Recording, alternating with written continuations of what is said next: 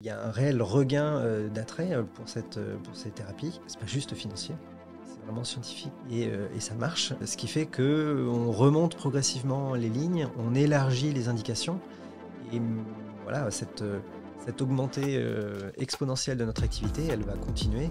Et les chiffres, en tout cas sur les projections américaines, sur les marchés de radionucléides, projette pour 2026, donc c'est demain, un marché sur la thérapie qui sera équivalent à celui qu'on fait aujourd'hui sur l'imagerie. Clairement, on nous annonce un tsunami depuis quelques années et on est en train de le vivre.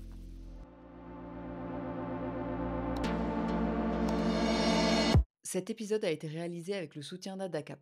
Bonjour à tous, bienvenue dans ce nouvel épisode de Pharma Minds. Aujourd'hui, je suis au CHU de Nantes et je suis avec le docteur Clément Bailly. Bonjour Clément. Bonjour. Clément, donc, qui est médecin en médecine nucléaire. Je suis hyper contente d'être là aujourd'hui. L'oncologie, aujourd'hui, on entend beaucoup parler avec des nouveaux traitements, des nouveaux mécanismes d'action, des thérapies ciblées, des choses très nouvelles. Mais il y a aussi des grands changements dans les technologies, avec quelque chose qui s'accélère, des choses qui commencent à émerger depuis une dizaine d'années. Et en ce moment, on en entend beaucoup parler parce que des résultats d'études cliniques assez notables. Et puis, des gros deals qui se font entre des pépites et de la Big Pharma. Donc, j'avais déjà fait un épisode de Pharma Mind sur ce sujet. Je vous mettrai le lien en description de l'épisode. Mais aujourd'hui, j'avais envie de creuser, de rentrer dans ces 10 ans ou plus de... Un peu plus. D'innovations qui sont passées. Et on va chercher à comprendre qu'est-ce que ça change en fait dans l'offre de soins. Pourquoi on parle de révolution ou évolution. C'est quoi les enjeux à date et comment une jeune génération de médecins s'empare ou accompagne cette structuration et ce changement. En tout cas, essaye. Essaye du mieux qu'il peut, avec les manifs autour. C'est ça.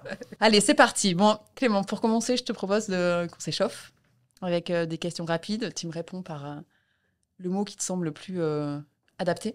Très bien. Allez, c'est parti. Innovation ou pratique classique? Évolution de la pratique classique. Ok. Oncologie ou radiologie? Oncologie. Oncologie. Ambulatoire ou hospitalisation? Joker. Joker. Révolution ou évolution? Évolution. Ok. Médecine de demain ou médecine d'aujourd'hui? Médecine d'aujourd'hui. Ok. Technologie ou relation patient? T'as déjà un joker. De la technologie vers la relation patient. Ok. Et subtil. Courage ou patience? Patience. Faire et réglementer ou l'inverse? Malheureusement l'inverse. Ok. Démontrer ou co-créer? Démontrer. Ok. Waouh. Allez. C'est parti. C'est parti. J'ai envie d'avoir la réponse. On va commencer par comprendre en fait ces innovations. C'est un domaine qui émerge. Est-ce que tu peux revenir en fait sur ces changements? Depuis combien de temps ça se passe? Qu'est-ce qui se passe? Alors les changements, c'est effectivement surtout au niveau de la place de la radiothérapie interne vectorisée. Donc la radiothérapie interne vectorisée, c'est l'utilisation de médicaments radiopharmaceutiques avec l'utilisation de radionucléides à visée thérapeutique. Donc on en a effectivement toute une gamme à notre disposition. En pratique, c'est des choses qui se font depuis bien plus de 10 ans. D'accord. Premières utilisations de l'iode 131 pour de la thérapie en oncologie, c'était dans les cancers de la thyroïde. Ça commence depuis la suite du projet Manhattan. Donc c'est les années 40-50. Donc c'est les premières utilisations. On est dans quel pays? Aux États-Unis. Mais en fait, très vite, l'irathérapie va prendre une place dans les cancers thyroïdiens partout dans le monde. D'accord. Et c'est effectivement un fond, on va dire, d'activité de la médecine nucléaire depuis quasiment 80 ans. Ok. Après, c'est une évolution qui s'est faite un petit peu en sous-marin parce que la médecine nucléaire reste une petite spécialité et on a eu de plus en plus de molécules à notre disposition, mais tout en restant malheureusement un peu médiatisé ou en tout cas peu connu. Ce qui fait que... Pour plein de raisons. Pour plein de raisons qu'on pourra rediscuter. Mais la radiothérapie interne vectorisée fait en fait partie du paysage médical depuis très longtemps. Depuis très longtemps. Sans forcément énormément de patients traités avec ça. Exactement. Donc on est dans le monde des radioligands. Donc voilà, Et par contre, avec l'avènement de la médecine de précision, des thérapies ciblées, Ok. et avec aussi les progrès technologiques qu'il y a pu y avoir, on a eu de plus en plus de molécules à notre disposition, de plus en plus de radionucléides à notre disposition, D'accord. qu'on arrivait de mieux en mieux à associer. Et c'est vrai qu'il y a eu quelques percées déjà dans les années 2000 qui n'ont pas forcément abouti sur des succès commerciaux, notamment je pense aux anti-CD20 ou anti-CD22 marqués à l'yttrium 90 qu'on pouvait utiliser dans certains types de lymphomes, qui marchaient très très bien, mais qui n'ont pas eu un succès commercial en tout cas Ok. énorme, peut-être par manque de visibilité de la médecine nucléaire, encore une fois, Ouais. auprès de la communauté Ouais. d'hématologie. Et puis ça s'est accéléré, probablement par l'avènement de la TEP, donc, Ouais. de la tomographie par émission de positons. Donc ça, c'est vraiment l'utilisation des radiopharmaceutiques à visée purement d'imagerie, mais qui a permis en fait d'asseoir un peu C'est à quelle période ça, du coup? année 2000. Un petit peu après. Année Ok. 2000, oui. Ok. Donc la place de la médecine nucléaire pour l'oncologie et pour l'hématologie, ce qui fait qu'ils se sont Ok. un peu plus réintéressés à ce qu'on pouvait faire. Ok. Et ça a redonné une lumière sur certaines molécules qu'on avait en fait déjà depuis un petit moment Ok. dans nos armoires. Ok. Les anciennes molécules, c'est des choses que vous utilisez toujours et ça s'est enrichi avec des nouvelles ou comment ça se passe? Oui, tout à fait. Ok. Les anciennes molécules telles que l'iode 131, elle n'a pas bougé. Ouais. C'est toujours la même qu'on utilise depuis 80 ans et on continuera à l'utiliser. Heureusement, il y a eu des nouvelles molécules qui ont relancé en fait l'avènement de la radiothérapie interne vectorisée, qui a fini d'enfoncer les portes et qui a aujourd'hui est en train de remettre la médecine nucléaire au premier plan. Nous, effectivement, on le voit comme une évolution parce que c'est des choses qu'on faisait depuis un petit moment. Ces molécules, en fait, elles ont presque 20 ans, mais c'est juste qu'elles n'étaient pas forcément utilisées dans le cadre d'essais, elles n'avaient pas fait leurs preuves. Elles étaient utilisées dans un certain cadre, notamment compassionnel, dans d'autres pays européens et dans d'autres pays dans le monde, mais pas forcément pas fait, en tout cas pas fait l'objet de validation sur les phases 3. Ouais. Et il a fallu l'investissement de certaines big pharma pour Ok. remettre un petit peu ça Ok. sur le plateau. Et Ok. puis voilà où on en est aujourd'hui. Ouais. Donc évolution pour nous, Ouais. et c'est surtout révolution pour le reste de la communauté onco et hémato, Ok. qui en fait redécouvre une spécialité. Ok. Ok. Ok. Alors que je comprenne bien, en fait, est-ce que tu peux me donner des chiffres, des ordres de grandeur pour qu'on comprenne? Si on peut le rapporter à ce que nous on fait sur Nantes, donc je dis pas qu'on est un centre qui fait énormément, mais on est un centre, je pense, qui lambda, qui Ok. représente un peu le type d'activité qu'on peut avoir en France. Il y a 10 ans, on faisait une cinquantaine de traitements de radiothérapie interne vectorisée, en comprenant surtout Ok. de l'irathérapie, donc les Ok. cancers thyroïdes traités à l'iode 131. Ouais. Ça s'est augmenté progressivement et aujourd'hui, on va traiter quasiment 500 patients sur cette année, Ok. toutes thérapies confondues. Ok. Donc on a explosé Ok. de manière exponentielle sur 10 ans. D'accord. Et tu as une idée des prévisions? Et bah, ça va continuer à D'accord. Je peux augmenter. m'en mettre les dents, mais c'est notre C'est un peu question. ça le problème. C'est qu'effectivement, on se rend compte que ça marche. Et puis, pour plein de raisons, ça rentre dans un cadre, notamment dans les thérapies ciblées et le theranostic. Je pense qu'on Ouais. on en rediscutera. C'était exactement, tu m'amènes Voilà. à où je voulais aller. Mais qui fait que on se rend compte que ça marche, permet de mieux sélectionner les patients et il y a un réel regain d'attrait pour ces thérapies. Ok. C'est pas juste financier, c'est vraiment scientifique et ça marche. Ce qui fait que on remonte progressivement les lignes, on élargit les indications et voilà, cette augmentée exponentielle de notre activité, elle va continuer. Et les chiffres, en tout cas sur les projections américaines, sur les marchés des radionucléides, projettent pour 2026, donc c'est demain, un marché sur la thérapie qui sera équivalent à celui qu'on fait aujourd'hui sur l'imagerie. Ok. Donc clairement, on nous annonce un tsunami depuis quelques années et on est en train de le vivre. D'accord. Ok. Du coup, ce concept de la diagnostic, tu peux m'expliquer? Oui. Alors c'est un Qu'est-ce que ça concept apporte? qui en fait existe depuis un petit moment. Ça fait quasiment 20 ans que le terme a été inventé. C'est la combinaison des mots thérapie et diagnostic qui donne theranostic. C'est un peu l'équivalent des tests compagnons, un terme qu'on trouvait et qu'on utilisait déjà, de se dire qu'on pouvait avoir un test diagnostic qui nous permettait de sélectionner, avant même la mise en place d'un traitement, le traitement, en tout cas les patients qui seraient le plus à même Ouais. de répondre à ce traitement.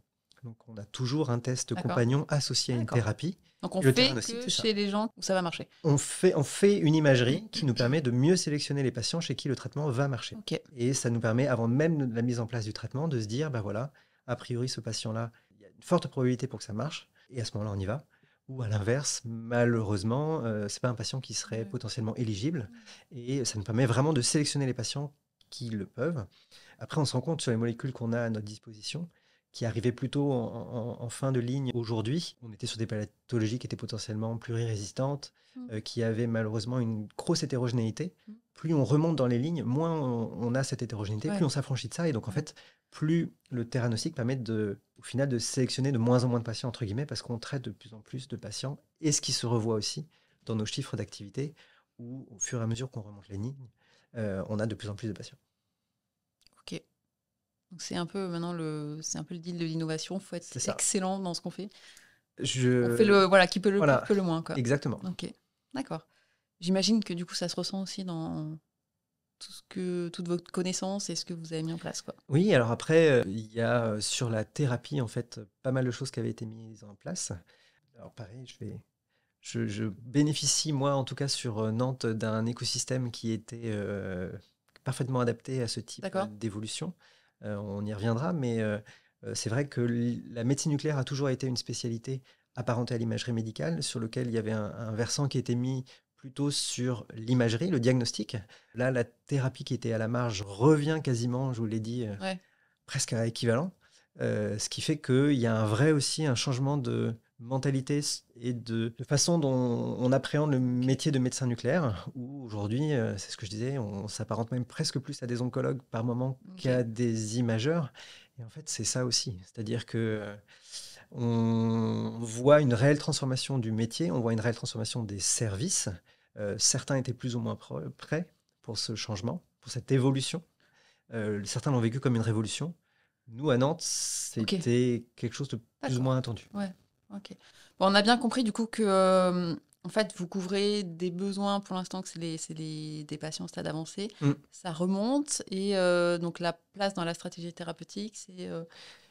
Alors, c'est en fait du fait de cette valence theranostique, donc d'avoir effectivement la possibilité de sélectionner un peu mieux nos patients. On a pu montrer que ça avait un intérêt de remonter les lignes, justement. Et on a certaines pathologies où aujourd'hui, on peut être en première ligne, ce qui fait que ça change effectivement énormément la donne pour les patients, avec moins d'hétérogénéité dans les résultats, mais surtout aussi pour nous, une évolution dans nos services avec encore une fois plus de patients. J'imagine. Ok. Et du coup, ça m'amène sur une autre partie où je voudrais parler en fait de comment ça se passe pour le patient. En fait, toute cette évolution de prise en charge. Aujourd'hui, la plupart des traitements qu'on a sur la radiothérapie interne vectorisée restent plutôt bien tolérés. On voit effectivement sur nos images la distribution de nos radiopharmaceutiques. On a aussi une idée un petit peu de ce que pourraient être les éventuels effets indésirables. Et la plupart des molécules qu'on a aujourd'hui sont tellement ciblées sur certaines protéines des lésions néoplasiques qu'en pratique, on a peu d'effets indésirables sur les autres organes non cibles. Donc pour le patient, c'est plutôt bien toléré. Ouais, on va en parler après. Tu vois, vas-y, termine. Après, le vrai changement était pour eux en fait un changement de mentalité. Ouais, c'est ça que je voulais parler plutôt d'organisation. C'est ça. Et ça, en fait, là, ça veut dire que maintenant, c'est quasi dans l'annonce d'un diagnostic que vous arrivez juste après, en fait. Exactement. Donc, ce qui n'est pas pareil de... C'est ça. Et de se dire, en fait, d'emblée, on leur dit, voilà, il y a le diagnostic. Mais en fait, d'emblée, on peut vous dire, oui, on a fait le diagnostic, mais on a une thérapie à vous proposer dans la foulée. Et puis, ça a été aussi un changement de mentalité pour les patients, de se dire qu'être traité dans un service de médecine nucléaire, c'est pas forcément quelque chose qui était forcément dans la mentalité grand public, quelque chose de très... Par le passé, mais je pense que... Voilà, ça va changer, ça c'est sûr. Mais quelque chose qui était très accepté ou très connu. Partir en chimio, ça va. Partir en radiothérapie, généralement, c'est quelque chose qui est assez connu aussi. En radiothérapie interne vectorisée, là... c'est le plus inconnu. Donc au départ, on a eu aussi on a vu sur les patients une petite phase d'adaptation, mais aujourd'hui, ça se passe... Et tout se passe comment? Ça se passe en ambulatoire ou c'est Alors après, là, c'est une autre question. Selon les patients et leur état, on peut le faire en ambulatoire comme on peut le faire en chambre radioprotégée. On a aussi des molécules où, de toute façon, on est obligé de le faire en chambre radioprotégée pour gérer l'évacuation des effluents et des déchets radioactifs. Donc, on est obligé d'hospitaliser les patients. Ouais. Après, on va arriver sur une telle quantité de patients potentiellement traitables par la radiothérapie interne vectorisée que de toute façon, on va être incapable de pouvoir accepter tout le monde dans nos chambres. Donc, il y a aussi un changement de mentalité qui se fait là-dessus. D'accord. Oui, parce qu'on en a parlé vite fait, mais pour ceux qui ne connaissent pas du tout le sujet qui débarquent, en fait, oui, il s'agit de molécules radioactives qu'on met à l'intérieur du corps. Qu'on injecte effectivement aux patients. Et ce qui fait que...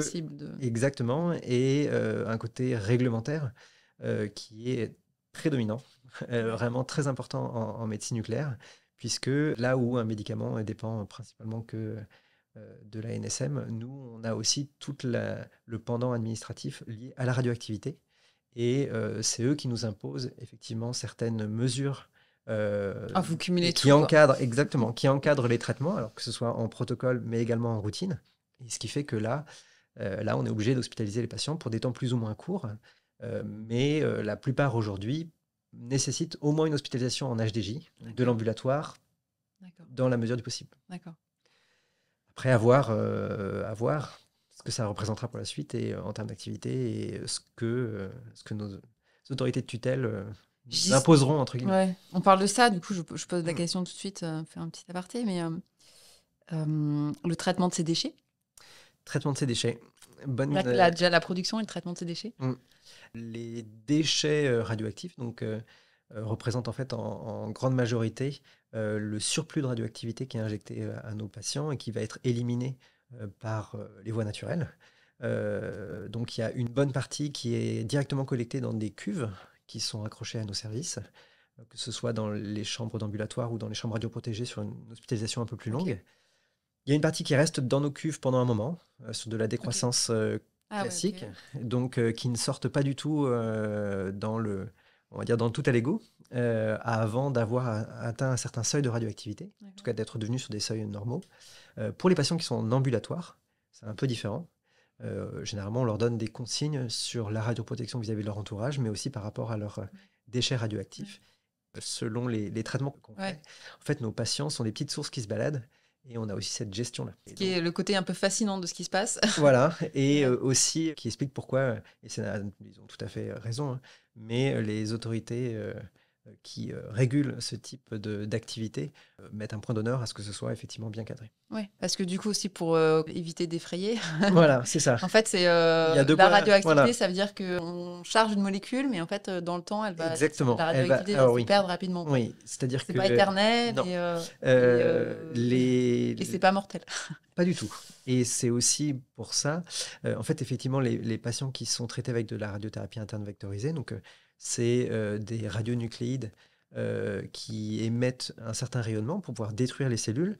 Ce rayonnement, il ne va pas sortir du patient, en fait. Il va vraiment rester au sein de l'organisme, détruire les cellules adjacentes, mais ça ne sort pas de l'organisme. Donc, s'il y avait un réel danger pour l'entourage du patient, en fait, on ne le laisserait pas sortir, tout simplement. À partir du moment où on laisse sortir le patient, c'est qu'on considère qu'il ne représente pas un danger pour son entourage et que les éventuels déchets radioactifs qu'il pourrait générer ne représentent pas plus un quelconque danger. Après, ça reste quand même encadré, donc on a effectivement besoin de transmettre certaines mesures. C'est quoi les risques ? Mais les risques, j'allais y venir, en soi, il n'y en a aucun. C'est-à-dire qu'on sait qu'aujourd'hui, sur la radioactivité qui est émise par nos patients reste tellement faible que même ceux qui pourraient malheureusement mettre les mains dedans, il n'y a pas de risque particulier. Nous, on voit dans nos services des patients tous les jours. Tu mets les mains dedans tout le temps. Alors, je ne dis pas que je mets les mains dans les déchets radioactifs tous les jours, mais y a pas c'est très réglementé et il n'y a pas de risque particulier, en tout cas sur les travailleurs de ces services, mais également pour les patients. Après, ça reste un sujet très sensible, la radioactivité, notamment en France, qui explique qu'on ait toute cette, encore une fois, ces réglementations sur les seuils, mais il n'y a aucun danger à partir du moment où on laisse sortir nos patients. Il y a beaucoup plus de risques à s'exposer au soleil en plein été qu'au contact de nos déchets. Qui sont là pour soigner. Qui sont là pour soigner. D'accord. Et les patients, du coup, on termine peut-être sur les patients. Comment ils réagissent à ça? Alors, les patients... Il y en a qui refusent? On a eu, il y a quelques années, des patients qui Ouais. étaient bien plus agressifs même sur leurs questions et sur les consignes de radioprotection qui pouvaient encadrer ce type de thérapie. Aujourd'hui, ça a vraiment été accepté. Il y a eu un changement. On l'a vu aussi, nous, la façon dont on gérait la communication envers ces derniers.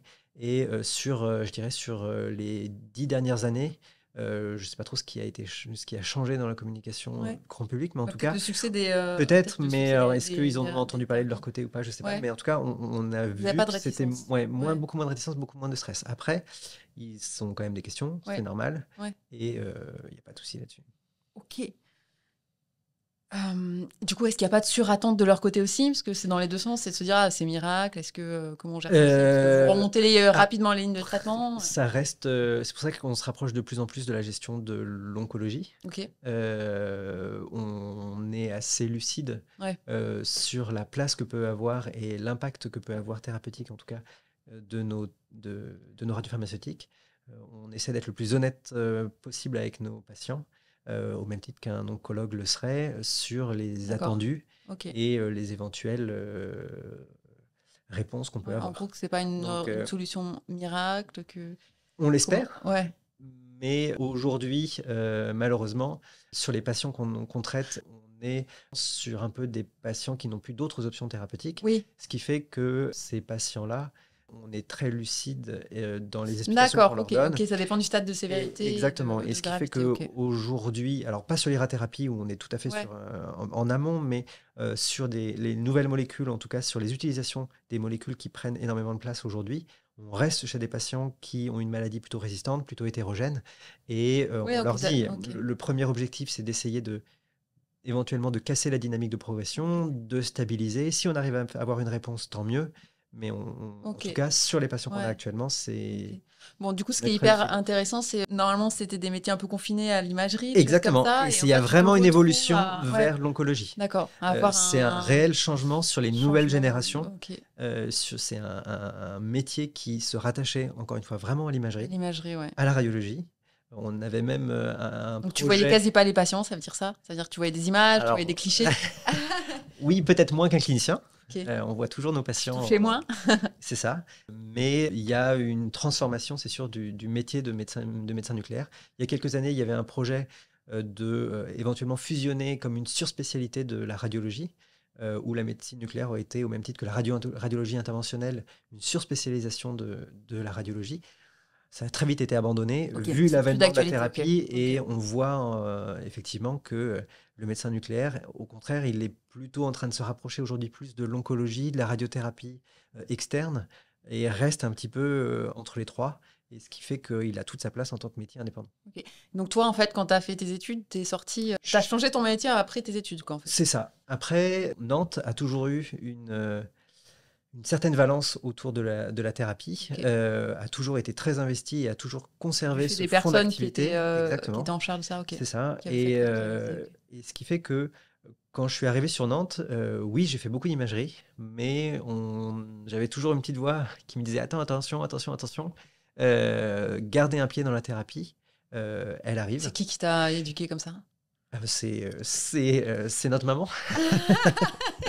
C'est professeur Françoise Kréber-Baudéré qui est donc la chef de service depuis une petite vingtaine d'années du chef de service, donc du service de médecine nucléaire au CHU à Nantes, qui a toujours eu ce message-là, en tout cas sur les internes qui arrivaient, sur les jeunes médecins, en toujours insistant sur la valence de la thérapie.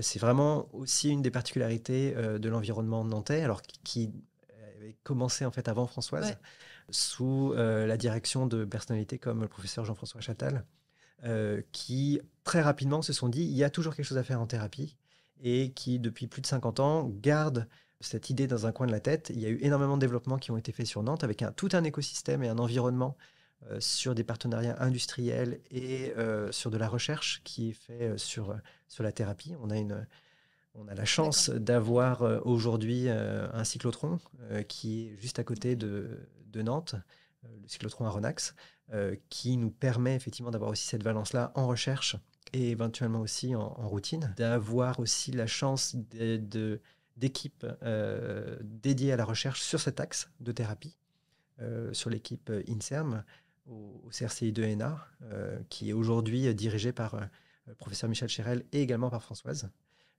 et sur lequel la thérapie a toujours eu une place Donc vraiment, c'est vraiment, ouais. vraiment prédominante, Ok. ce qui fait que c'est aussi pour ça qu'on a été, je pense, parmi les services qui étaient le plus prêts à cette révolution pour certains, et vraiment, nous, ça a été une ok, évolution. ouais. Donc oui, on a eu une formation d'imageur. Dans une maison spéciale. Dans une maison spéciale Ok. où on avait cette valence, effectivement, clinique. Ok. Et je le vois aussi sur les nouveaux internes. On a la chance de participer aux enseignements des nationaux sur les médecins nucléaires.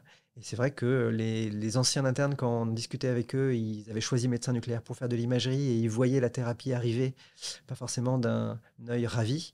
Les nouveaux internes, quand ils arrivent, ils savent que ça va représenter une part majeure de leur activité et tout le monde a accepté cette transition. Ok. Donc c'est fou de voir que en fait, c'est vraiment du temps long, un héritage qui a été créé de gens qui étaient visionnaires. C'est ça. Qui savaient qu'il y avait quelque chose à faire et que ça allait sortir à un moment donné et qu'il fallait planter des choses pour être prêt. Et qui ont toujours cru aussi aux résultats qu'on avait, puisque on avait des bons résultats. Il fallait peut-être insister un petit peu plus. Un alignement d'étoiles qui a duré, qui a duré presque 20 ans. Plus de 20 ans peut-être, Ok. Et du coup, dans ces formations, maintenant les formations initiales sont en train de changer. Ça veut dire si les étudiants débarquent là-dedans en se disant, ok, ça veut dire que les formations changent, ça veut dire qu'il y a des choses qui rapprochent un peu de l'onco. Tout à fait. On a toujours eu déjà des stages cliniques sur nos maquettes de formation pendant l'internat. Avant, on avait plutôt tendance à se surspécialiser sur la cardiologie ou sur la neurologie. Alors, toujours possibilité de le faire. Les stages cliniques en oncologie et en hématologie sont presque devenus aujourd'hui indispensables. Donc ça, c'est quelque chose qu'on voit de plus en plus. Et puis, effectivement, on a des cours sur la radiothérapie interne vectorisée qui sont directement rentrés maintenant dans les formations, avec les soins de support au même titre que l'oncologie, etc. Et du coup, les oncologues aussi, après de ça la place, un petit peu. Oui, la place de la médecine nucléaire est aussi effectivement discutée sur la formation des oncologues, où ils apprennent eux aussi à faire avec cette arme thérapeutique supplémentaire, et qui a été plus ou moins acceptée selon les centres. Là aussi, on a eu de la chance sur Nantes. Qu'ils fassent de la place, qu'ils acceptent. Qui nous fassent de la place, qui nous acceptent assez facilement.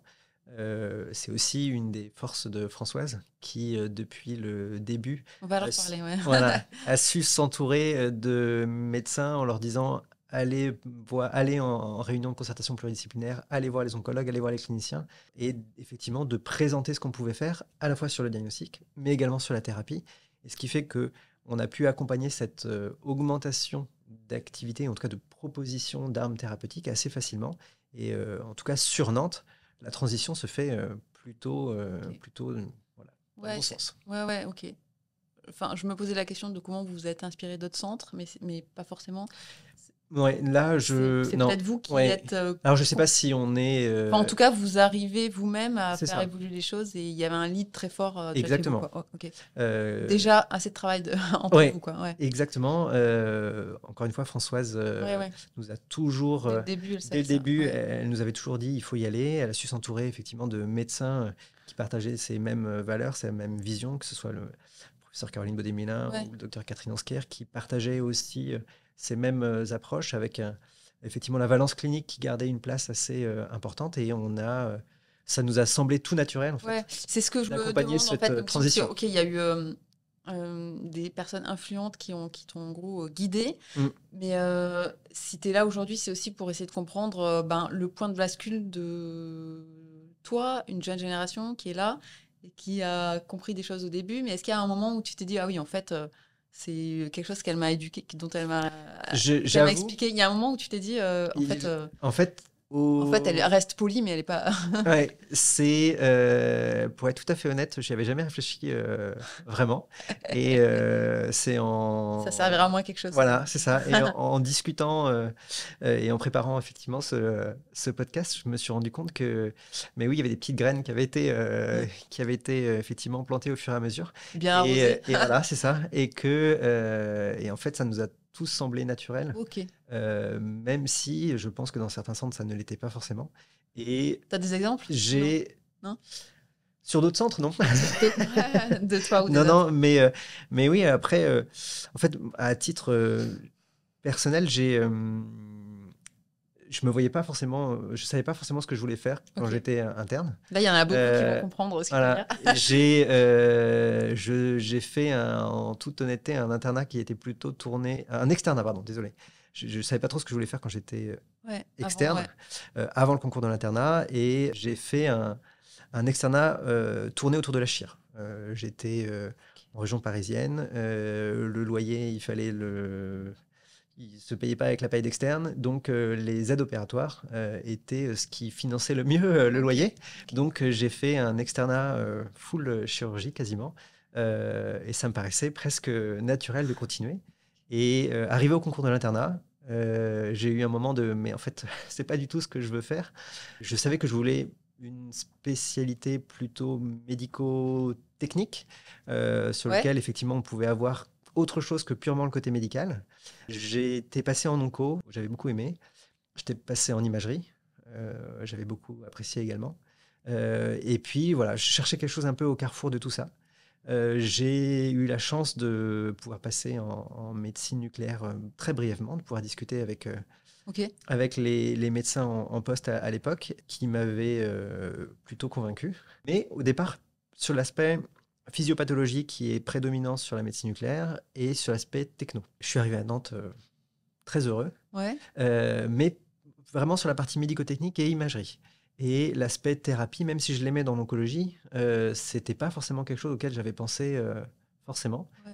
Ça fait toujours un peu peur, surtout quand, au contraire, quand on veut faire de Enfin, l'imagerie, ouais, un truc voilà, technique, ouais. ou très technique, on se dit zut, j'ai l'impression que je vais devoir quand même garder un pied dans la clinique alors que je suis en train d'aller dans quelque chose de très technique. Et puis finalement, sur l'accompagnement, encore une fois, et l'environnement local, ça s'est fait assez naturellement. Moi, j'ai récupéré l'activité au départ, surtout au niveau de l'urologie et du digestif. Et c'est deux surspécialités sur lesquelles la thérapie a pris de plus en plus de place, donc via Ok, la radiothérapie interne ok. On t'a sélective fait voir ça, en ok. digestif et donc ce qu'on a parlé sur la radiothérapie interne vectorisée en urologie. Et ce qui fait que, en fait, ça s'est fait naturellement. Et puis, effectivement, les petites suggestions qu'avait faites Françoise au fur et à mesure, je me suis dit, mais en fait, mais oui, ça prend tout son sens maintenant. Et on s'en rend compte a C'était pas posteriori, bête. ouais, c'était pas bête. Ouais. Ouais. Ok. Donc, une courbe d'apprentissage douce pour toi. Exactement, Ok. qui s'est faite plutôt pas trop dans la douleur. Ouais, ok. Et j'aimerais parler du côté technologie, du coup. Ouais. En fait, d'où viennent ces solutions? Quels sont les défis, en fait? Est-ce que tu peux parler un peu de ouais, comment l'innovation s'est construite petit à petit? Parce que du coup, tu as vu des choses arriver, toi? Il y a eu plusieurs révolutions technologiques en médecine nucléaire. Il y a eu la place de l'imagerie, donc sur la tomographie par émission de Ouais, positons. tu leur as parlé, Donc, ouais, au ce début. que je disais sur les années 2000, qui a représenté vraiment un gain technologique sur l'acquisition des images, la résolution des images, ce qui a permis de, en fait, asseoir un peu la place de la médecine nucléaire, d'une part, Ouais. et également de préparer un peu la place à l'imagerie qu'on peut faire dans le cas du theranostic. Donc ça a vraiment été quelque Ok. chose qui a Ouais, été de se rapprocher un peu de l'onco, tout ça. exactement. Et puis après, en parallèle, il y a eu un gain, effectivement, enfin, des innovations qui sont plutôt portées par la radiochimie, les radiopharmaciens, qui Ok. accompagnaient en fait l'avènement des thérapies ciblées, et avec des gains enfin avec des innovations, Ok. pardon, sur la façon dont on pouvait associer les radionucléides et sur les Donc, ça veut dire, en fait, nouvelles, mettre un médicament, c'est ça? exactement, associer Sur une molécule radioactive un, sur un un médicament médicament, pour ok. pouvoir effectivement l'injecter au patient. Ok. Et les deux ont été faits en On parallèle, découle en même temps, ok. plus ou moins en même temps, et en tout cas, on en paye le prix aujourd'hui au meilleur des C'est moments. marrant, parce que c'est deux mondes qui se Et parlent pas forcément aussi. exactement. Et qui ne se parlaient pas forcément, mais qui au final, via les services de médecine nucléaire, étaient mis en connexion Ouais. et se sont rendus Ok, compte qu'effectivement, on s'est dit, ouais, de faire ça. ça fonctionnait plutôt pas mal. Et avec également aujourd'hui tout un pan sur l'analyse d'images Ok. qui rejoint même certains podcasts Ouais. déjà faits par PharmaMind sur les radiomix et ce qu'on peut faire sur l'IA, mais qui sont également quelque chose dont Ouais. on bénéficie tout à fait sur l'analyse Il y d'images a beaucoup de de data. ces patients, et on a plein de data. Et c'est vraiment, en tout cas, la médecine nucléaire est un bouillon de culture sur toutes ces différentes On mettra le lien surspécialités et aussi, disciplines. commentaire. Et du coup, tu peux me parler en gros, pour ceux qui connaissent rien, c'est quoi les combats là? Est-ce que c'est, parce que bon, qu'on comprenne bien, il s'agit de produits qu'on met sur un élément radioactif. Sur ça, il y a toute une logistique qui est très complexe à faire parce que l'élément radioactif, il n'est pas radioactif pendant longtemps. C'est ça. Tu veux bien nous parler Ouais. nous raconter ça et de surtout comment ça évolue pour la prise en charge des patients, l'ambulatoire. Il y a beaucoup de choses qui se croisent là. Effectivement, donc le radionucléide, la petite molécule radioactive qu'on associe à notre médicament, la radioactivité n'a pas une durée de vie éternelle. C'est-à-dire que la radioactivité va décroître au fur et à mesure du temps. Donc on a un certain temps pour injecter le patient. Et puis, comme je disais, il va être radioactif pendant un certain temps. Et c'est pendant un certain temps Tu me donnes un ordre Ouais. de grandeur. qui va permettre de traiter. Et selon les molécules qu'on Ouais. utilise, en imagerie, ça peut être pendant 1 à 2 heures. En thérapie, ça peut être une dizaine de jours. Donc, on a plus ou moins de temps pour injecter le patient. Un peu plus de temps en thérapie, beaucoup moins en imagerie. Ce qui fait qu'il y a tout un pan autour de l'activité de nos services qui est uniquement lié à la gestion de ces arrivages de médicaments radiopharmaceutiques. Est-ce qu'il y en a qui vaut mieux marquer au sein des laboratoires, c'est-à-dire associer effectivement la partie radioactive aux médicaments directement dans le laboratoire, dans le service de médecine nucléaire, pour être au plus près du patient et pour pouvoir l'injecter rapidement. C'est possible dans le cadre de l'imagerie.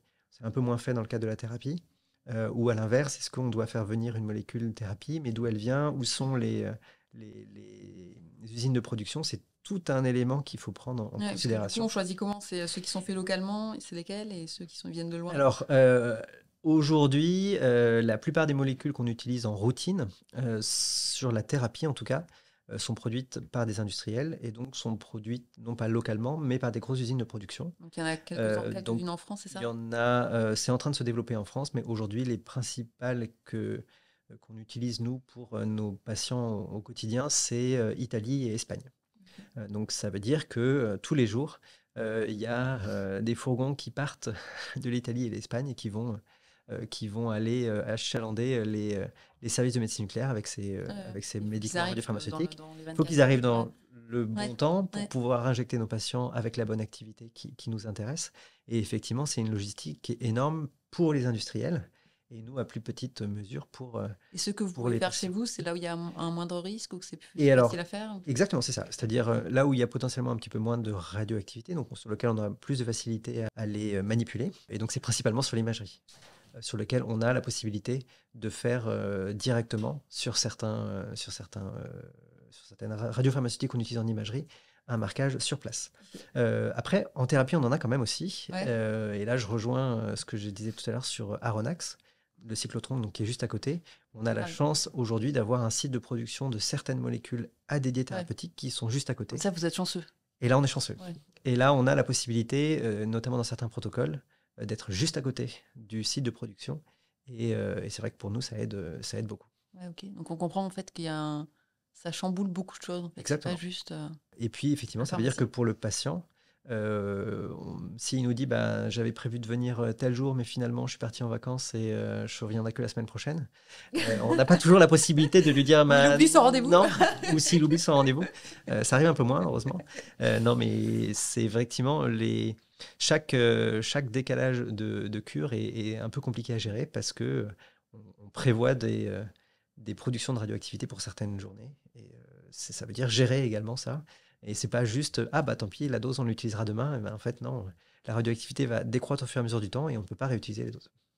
Ok. Du coup, j'imagine que ça change aussi la relation peut-être que vous avez de travail avec un industriel, parce que vous êtes obligé d'être proche, quoi. Exactement. Très proche. Vous avez développé ensemble ou Alors, enfin, comme toujours, mais on a eu la chance aussi. Je ne veux pas te mettre mal à l'aise. Hein, non.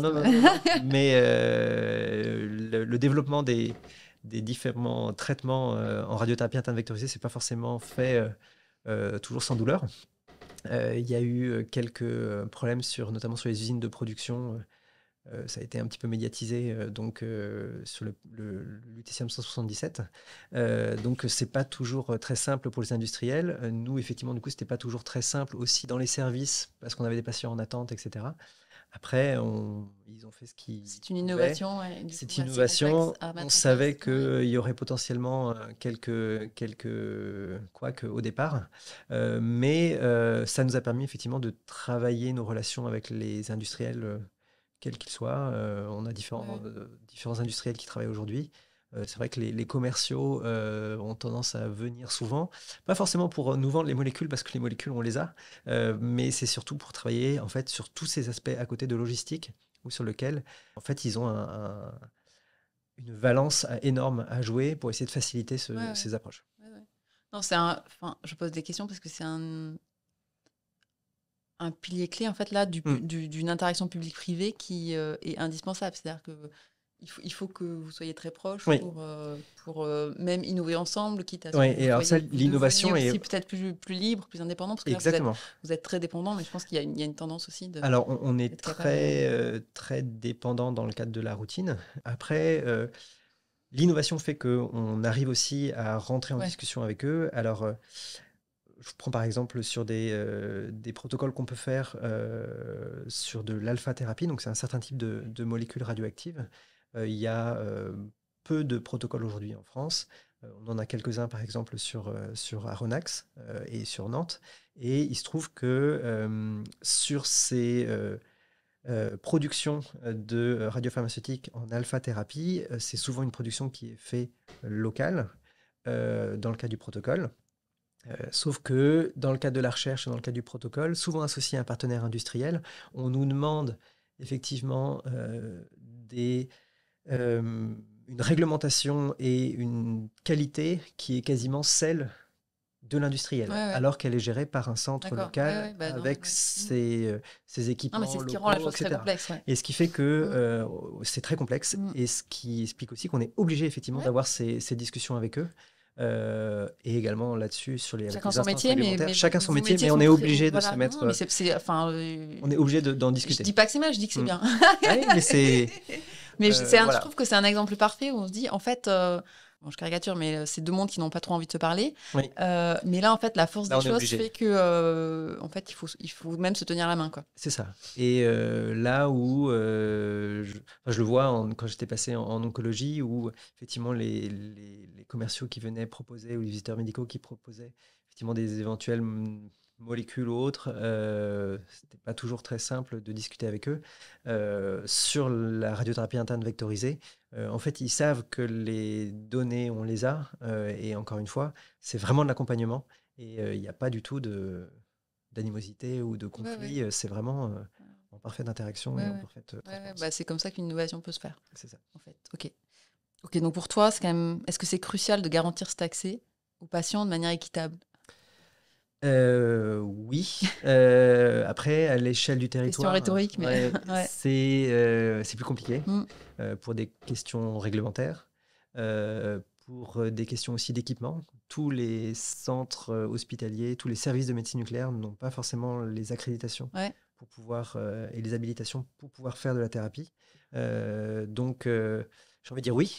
Ouais. En pratique, c'est un peu plus compliqué que ça. Et on l'a vu là sur les 2, 3 dernières années, notamment dans le cancer de la prostate, où on a essayé effectivement de proposer au maximum de monde, et c'était pas toujours aussi simple Ouais. Parce que que du ça. coup, il y a toujours cette notion aussi de vous pouvez même à Nantes pas proposer à un certain rayon Alors, de kilomètres. C'est les patients qui habitent à côté d'un centre, un certain nombre de ah, kilomètres, non, ça, qui ont le non. droit. Non, vous Ouais. n'avez pas de ça. Non, Ok. on Comme n'a dans pas réglementé comme l'ambulatoire, où ça. en fait par rapport à un niveau de risque et du coup, en fait, Par rapport à la radioactivité, tu pensais ouais, plutôt? ouais, ouais, Non, ouais, non, ouais. non, non, non, on n'a pas. En gros, n'importe qui peut. Enfin, ce que je veux N'importe dire, c'est si qui. tu habites très loin d'un centre, Oui. est-ce que tu peux avoir un accès à ces soins si tu te déplaces, même si c'est loin, ou non? Alors, il y a deux choses. Est-ce que nous, on acceptera? Oui. Est-ce que la sécurité sociale acceptera de rembourser Les déplacements, les tu veux dire? déplacements pour Ouais, un patient ouais, qui vient de l'autre bout de la France alors qu'il pourrait avoir un centre ouais. à côté de chez lui? C'est pas S'il en a sûr. pas. S'il n'en a pas, en pratique, on a on a des patients qui viennent de l'autre bout de la France Ok. parce que malheureusement, il peut y avoir des tensions d'approvisionnement dans certains Ouais. centres. Et donc, on a des patients qui se Ok. déplacent. Vous avez un centre à côté de chez vous, ils ont une place dans 3 mois, vous devez attendre. Un patient qui malheureusement Oui, a oui. épuisé un peu toutes ses lignes, il se doute qu'il n'a pas Oui, oui. forcément trois Ça, et puis mois. il n'y a pas beaucoup de Et centres non plus, peut-être en voilà. France. Combien il y a de centres en France? Alors aujourd'hui, il y en a quand même de plus en plus. Bien. Il y en a 45, 46, quelque chose Donc comme tout ça le qui monde font en a aujourd'hui. quasiment à côté Oui, de chez toi. Ok. on en a quand même. On arrive aujourd'hui, fin 2024, à avoir une couverture du territoire Ouais. qui est quand même assez importante. Ok. Quelle est ta vision pour dans 10 ans sur ce domaine? J'espère qu'on continuera effectivement à voir de plus en plus de molécules à notre disposition. J'espère également qu'on arrivera à remonter les lignes Non, mais dans 10 ans, oui. sur la radiothérapie interne Non. vectorisée. Bah, c'est pas forcément si simple que ça, parce que les essais de phase 3 prennent du temps. Et après avoir les résultats, il va falloir aussi un changement de mentalité de la part des communautés, des hématologues et des oncologues selon les Ouais, molécules. peut-être des payeurs aussi. Exactement, je l'espère. Je vois pas comment, effectivement, quand on voit les paysages aujourd'hui, Ouais, comment ça ça serait pourrait dommage de être. freiner ça. Exactement, comment ça pourrait être Ouais. autrement, mais c'est ce que j'espère. Après, nous, ça va être aussi, là aussi, une évolution de nos services qu'il va falloir discuter, augmenter la place dans nos services, augmenter les ressources humaines, parce que c'est aussi quelque chose qu'on Ouais. a du mal aujourd'hui à accompagner. Et c'est vraiment là où il va falloir qu'on fasse quelque chose. Pour les oncologues, ça paraît presque naturel de devoir gérer de l'hôpital de jour avec une infirmière de programmation, avec une gestion des stocks et de l'activité. Nous, en fait, on redécouvre, entre guillemets, ce type d'activité à une échelle qu'on n'attendait pas, en tout cas pas forcément en si peu de temps. D'accord. Et c'est ce cap-là qu'il va falloir franchir. D'accord. Donc après, oui, dans 10 ans, on aura peut-être des services de médecine nucléaire qui seront peut-être pas aussi importants que ceux d'oncologie, mais avec une activité qui sera quand même assez importante Ok. dans certaines pathologies. Ok. Et le plus grand défi, du coup, tu parlais des ressources humaines. Tu parles de quoi? Je pense que un des plus gros freins aujourd'hui, ça va être les ressources humaines dans les services. C'est-à-dire quoi? Avoir Avoir, les personnes, avoir le nombre, le volume de gens, effectivement, des personnes formées? de personnes formées, mais aussi de personnes disponibles pour un service. Faire de la médecine nucléaire en thérapie, ça implique effectivement d'avoir, on va dire, un médecin formé à la thérapie, mais également des manips qui soient capables de faire les injections, euh, éventuellement des infirmières, mais c'est pas trop aujourd'hui la politique dans les services. On est plutôt sur les métiers de manipulateurs en électroradiologie qui sont Ouais. les équivalents qu'on avait en radio, en médecine nucléaire diagnostique, mais qui Ouais. commencent à être formés sur la thérapie. Eux D'accord. aussi, ils ont une transformation Eux aussi, de ce ok, métier d'accord. vers la balance de thérapie. Sauf que comme ils n'ont pas forcément eu une formation sur l'onco, ils ne sont pas forcément passés dans des services d'oncologie. Alors certains sont quand même passés en radiothérapie externe, donc ça rejoint un petit peu. Mais c'est vrai qu'il y a aussi, on voit une évolution de ce métier et qui ne suit, lui, pas forcément la mesure, en tout cas, de ce qu'on peut avoir sur l'activité de radiothérapie interne vectorisée. Ça veut dire aussi accepter de modifier nos habitudes sur la programmation, sur éventuellement des secrétariats dédiés, sur des places dédiées. Et ça, on est en train de faire ces transitions dans certains services et ça peut être un peu compliqué. Ouais, pour l'instant, ça se passe que dans le secteur public ou ça se passe dans le privé aussi? Pour l'instant, que dans le public. À ma connaissance, je sais que certains en parlent, mais il n'y a pas de secteur privé qui a débuté. Donc du DCHU, DCH, DCLCC Ouais. bien sûr, mais pas de privé pour l'instant. Ouais, ok. On y viendra, hein, je pense, mais pour l'instant, c'est pas actuel. Et en termes d'air thérapeutique, je sais pas, vous en avez combien en ce moment? De molécules à notre disposition, Ouais, surtout de- d'indications, ouais. d'indications, oui. En fait, on se rend compte que aujourd'hui, les principales indications restent celles qu'on avait, donc Ok. les cancers de la thyroïde, Ouais. prostate et Ouais. tumeurs neuroendocrines, en remontant les lignes notamment sur le cancer de la prostate, ce qui représente déjà énormément de patients. Et en fait, le regain de vision sur le theranostic et la prostate notamment a permis aussi aux industriels de réinvestir sur d'autres pathologies. On se rend compte que potentiellement la thérapie ciblée avait aussi sa place dans d'autres pathologies. Donc on recommence à avoir des essais en hématologie, sur Ok. d'autres cancers solides. Donc en fait potentiellement D'accord. autant d'aires Ouais, que potentielles, l'ensemble. d'indications que d'onco en fait. Ouais. Ok. Et tout ça se combine. Et tout ça se combine en même temps aujourd'hui et il faut essayer d'accompagner et de surfer sur la Ce vague. petit jeu n'est pas fini. Voilà. Bon, est-ce que maintenant j'aimerais parler un petit peu de toi et de justement comment tu as vécu cette évolution et comment je pense aussi pour toi, enfin je veux dire comment tu le vis parce que là tu te retrouves à devoir expliquer en fait de fond en comble ce qui se passe dans ta spécialité. En 3 mots, comment tu décrirais ton métier aujourd'hui? Je me considère toujours comme un médecin nucléaire parce que moi, la partie thérapie en faisait partie. Certains commencent à inventer le mot d'oncologue nucléaire, mais je considérerais toujours comme médecin Ça n'adhère nucléaire. pas, ok. Je n'adhère pas, en tout cas pas pour l'instant. Donc toujours médecin nucléaire.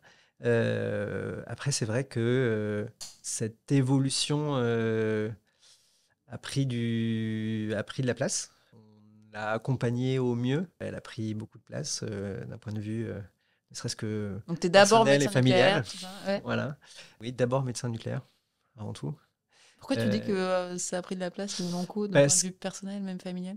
parce qu'il a fallu, en tout cas au début, accompagner la transformation de cette activité.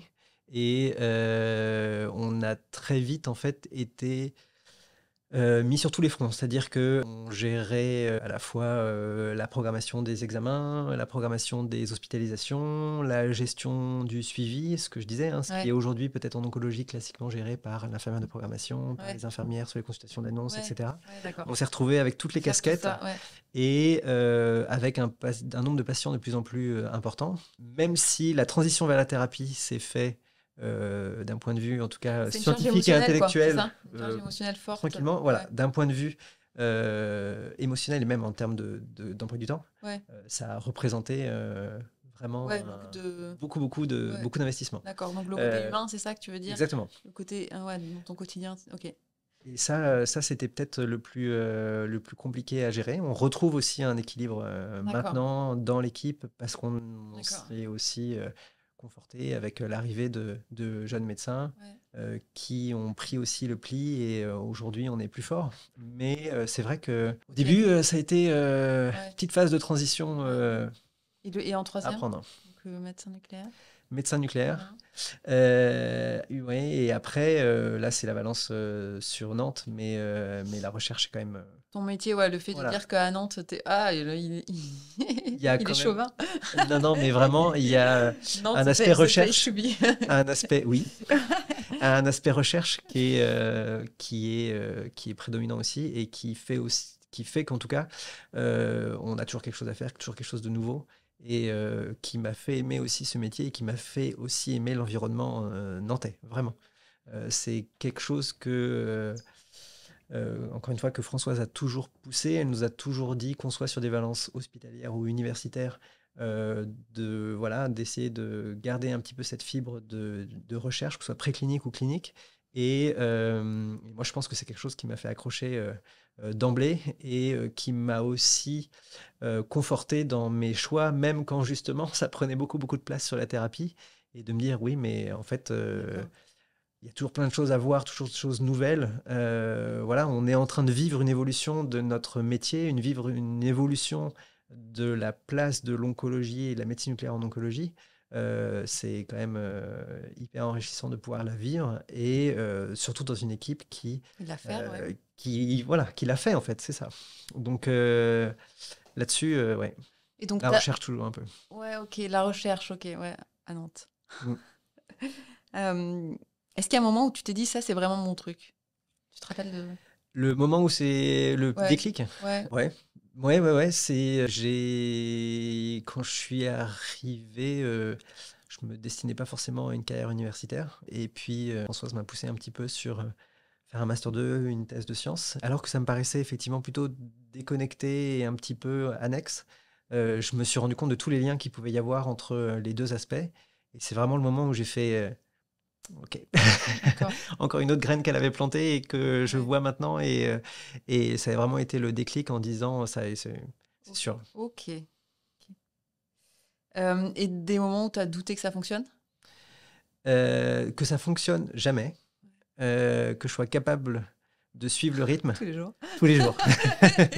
Et là, je remercie mes collègues au quotidien qui ont aussi, qui sont venus renforcer l'équipe. Je peux témoigner, franchement. Que ce soit Mathieu Barbeau ou les autres de l'équipe, mais c'est un plaisir de travailler au quotidien avec eux. Et ça permet de traverser effectivement et surmonter les temps de doute. Moi, j'essaie de te faire choisir. C'est quoi ce que tu préfères dans ton métier aujourd'hui? Que je préfère dans mon métier, Ouais. je pense que c'est pas mal là-dessus, sur l'environnement de travail. Ouais. Mais pas Les forcément gens. d'un point de vue scientifique, mais l'équipe qu'on a su en tout cas monter aujourd'hui, c'est un plaisir de venir travailler le matin. Et l'équipe me fait lever le matin. Ouais. Et puis après, Ok, tout le reste, ouais, ok. Et du coup, avec tout ça, c'est quand même des énormes changements que tu as eu la chance de vivre là. Quelle est la force que tu as le plus développée? Tu te dis, oh là là, je suis... la patience, on en a parlé au tout départ. La patience. Il n'y a plus le bruit des manifs dehors. Voilà, c'est ça. Non, la patience. Effectivement, ça a été, même si ça s'est fait dans la douceur sur Nantes, cette transition a pris un petit peu de temps. Je vois aussi tout l'aspect réglementaire qu'on n'imagine pas forcément quand on est jeune interne, jeune médecin, et que je mesure aujourd'hui. Ouais. Et la patience. Ouais, parce que tu disais au début, tu disais est-ce que on fait et on fait valider ou Voilà, toi, tu dois d'abord attendre de faire valider. Effectivement, c'est un domaine aujourd'hui, l'aspect réglementaire trop sérieux pour ça, exactement, est tellement prédominant et un frein, malheureusement, par moment, mais on ne peut pas passer outre. Ouais, ok. Quel message tu aurais envie de donner à des jeunes médecins qui réfléchissent, regardent ce qui se passe de ce côté-là? Que la médecine nucléaire est une magnifique spécialité qui reste encore jeune, même si, comme je l'ai dit, ça fait 80 ans qu'on fait de la radiothérapie interne vectorisée. En fait, il y a encore plein de choses à faire. Ouais, c'est le début de quelque chose. C'est le début de quelque chose. Et vraiment, on a la possibilité de s'investir dans tout ce qu'on veut. On a encore la place pour ne faire que de l'imagerie si on veut. On a la place pour s'investir et se plonger dans la thérapie si on le souhaite. Que ce soit en routine, que ce soit en recherche. Si on veut partir sur l'aspect purement techno et l'analyse d'image, il y a aussi cette place-là. C'est un champ tellement large que c'est génial. D'accord, écoute, merci beaucoup Clément. De rien. C'était passionnant de comprendre tous ces changements qui sont en train d'être faits, à venir dans l'offre de soins. Passionnant de comprendre aussi les personnalités qui sont derrière tout ça. Merci à toi. Si vous avez aimé cette discussion, n'hésitez pas à féliciter Clément en commentaire sur LinkedIn ou sur Instagram et partager cet épisode avec vos proches qui pourraient être intéressés. Et n'oubliez pas de vous abonner pour plus d'histoires passionnantes à venir. À bientôt. Merci, à bientôt. Un grand merci à vous d'avoir écouté jusqu'au bout cet épisode et merci d'être toujours plus nombreux à suivre Pharma Minds. Si cet épisode vous a plu, n'hésitez pas à le partager autour de vous. Pour ne pas louper la sortie des prochains épisodes, rendez-vous sur les réseaux sociaux. À très bientôt.